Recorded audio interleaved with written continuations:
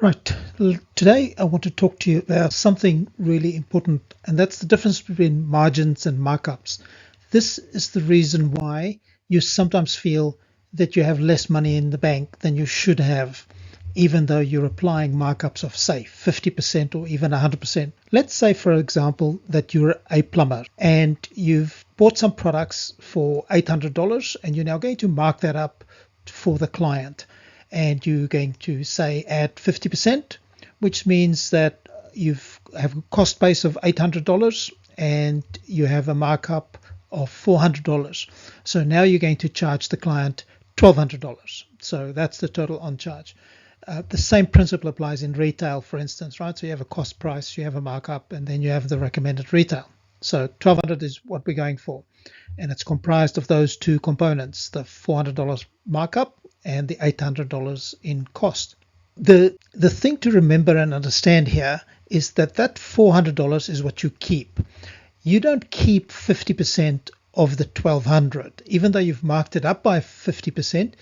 The thing that you marked up was the cost of 800.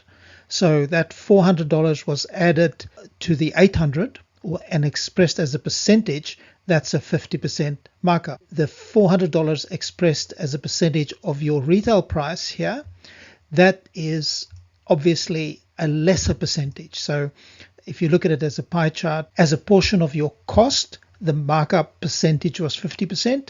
As a portion of your revenue, the $400 that you keep is 33%.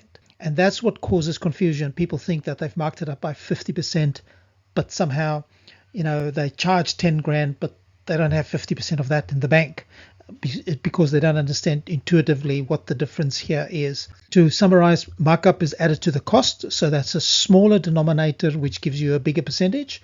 And your margin is the portion that you retain of your revenue. So that's a bigger denominator, so 1,200 instead of 800, and therefore the percentage is smaller. It's very easy to get misled and to think that because you've marked up by 50% or 100% that you get to keep big chunks of that money.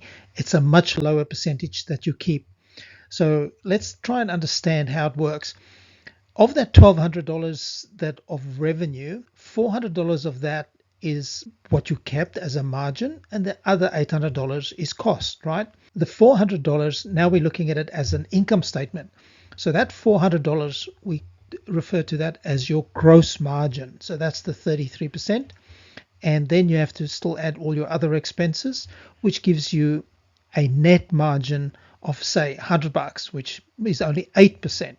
So you can see that when your gross margin is only 33%, then there's not much room left to make a bit of money. So it's important to understand the difference between margin and markup, and not to feel comfortable that, geez, I'm adding all this 50, 80, 100% to my products and I'm still not making money. The answer is often just to go back and tweak your markups. So don't be fooled by a percentage that sounds big. Don't focus on what you add, but focus on what you keep. So the margin is what you keep, and what you add is the markup, but what you add is almost irrelevant. What really matters is what you keep. Markup gets you in the game, so keeping your markups low might keep your prices low and therefore gets you in the game. But if you want to stay in the game, you have to look after your margins. I hope that makes sense and helps a bit. I'll see you on the other side.